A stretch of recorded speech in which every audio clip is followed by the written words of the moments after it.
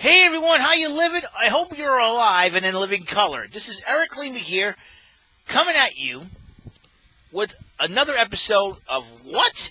EML77 TV, episode 300. 300! Alright. That's right, 300 episodes under my new channel that I started in 2018 last year, and it has been a wonderful, wonderful ride. We had some bumps along the way, but that is to be expected. But hey, back on the feet again. What's going on? What's up in the hood? And to celebrate this 300 episode, I'm going to tell a funny story that I don't think I ever told here on YouTube. Not even from my first channel, I believe. In fact, so much so, but this story was well known in local circles, so to speak. Because my parents and my grandparents, who now live up in Maine, tells the story whenever I'm around, just much to my chagrin, just to embarrass me, just to, get at me and just try to do everything. But nowadays, I treat it like it's one of the funniest stories ever. But before any of them decide to tell it, I'm going to tell the story, and I'm going to post it on YouTube. It is the funniest thing ever. So much so that I may incorporate into a new catchphrase I've come up with, and I'll tell you what that catchphrase is after the story I'm going to tell. It's a good story. This is dedicated to my family. My mom and dad, all my sisters, my two brothers, my in-laws, my two brother-in-laws, and my two sister-in-laws. It all works out, all balances out, part of the plan here. What is the story, you ask? If you guys say, oh, it's not about, is it about your ex-crush? No, it's not about my ex-crush. It's a funny story. That story was a lesson learned story. A lesson in life learned. Life lesson learned story. That was it. But this is a funny story that involves my family. Oh, what's it all about? Sit back, relax, get your favorite drink, get your favorite snack or meal. Whoa, I do. Oh, hold up again. Get your favorite snack or meal, lunchtime, like I do. Pull up a chair, and if you're hot, turn on a fan, and let's hear the story told by me. My parents and grandparents have told the story just to the heck embarrass me. Try to get at me and just tell me to tell them to shut up. I don't want to hear the story. But you're going to hear the story from me because I think I have to admit, it is pretty funny. Because my parents sometimes have a wry sense of humor. Sometimes a bit dry, but a sense of humor nonetheless. It's the first time you've seen me without glasses, huh? How do I look? Anywho, let's put the glasses back on. Let's do this thing. Let's tell the funny story. On a nice spring day, possibly Memorial Day, around April, May, and this is the early 90s. This is before I got a job at Ruby Tuesday. This is before I think, moved. This is before all that craziness happened in 95. My grandparents, before they moved to Maine, lived in Lakeville, Massachusetts. A nice, quiet city. In fact, my grandparents had a farm up there. They had a horse, and they had a few goats, and unfortunately, not one of them is Tom Brady. Might I digress? So, my family and I decided to visit them one day. I think it was a Memorial Day or something like that. And it was a beautiful day.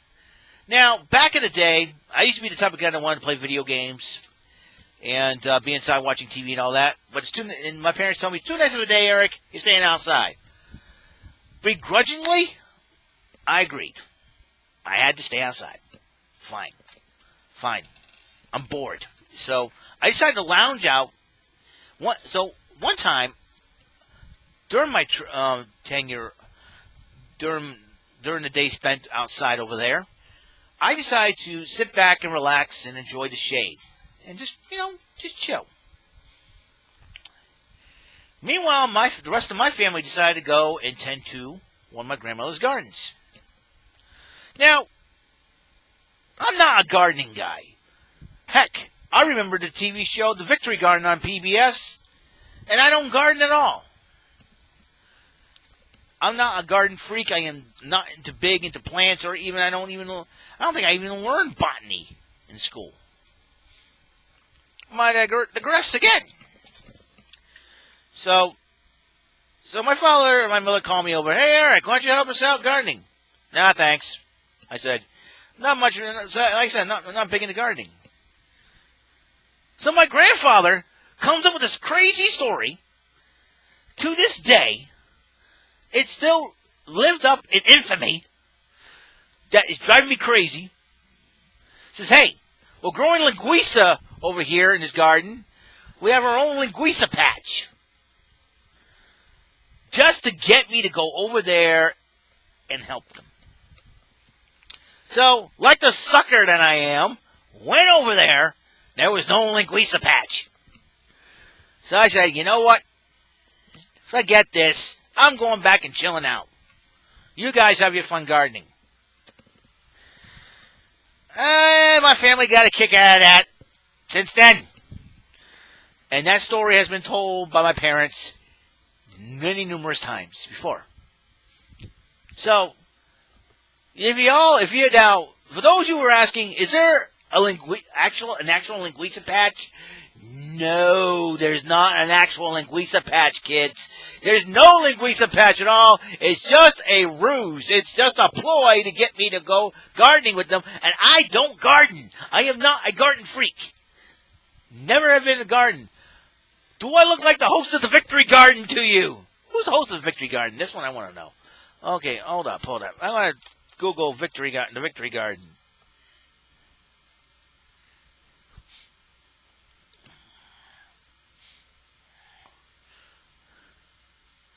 All right, the Victory Garden. All right.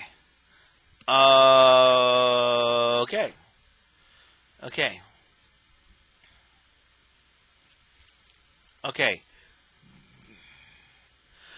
Okay, where am I? All right. Sorry. So, I got to ask you people, do I look like James Underwood Crockett to you? I mean, come on. I am not James Underwood Crockett, so don't ask me to garden anybody.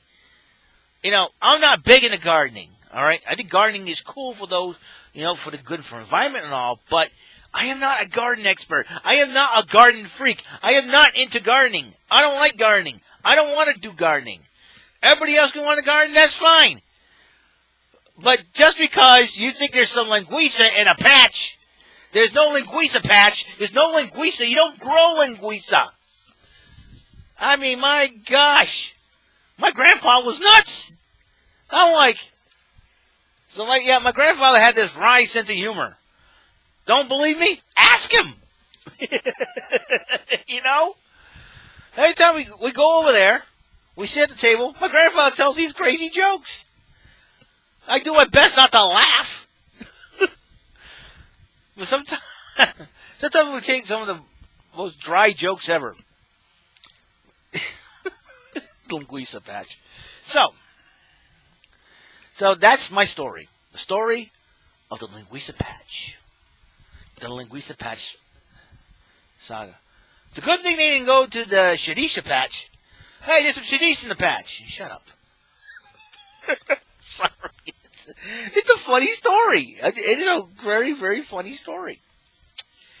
So, I'm sorry. There was a troll. I had to block on.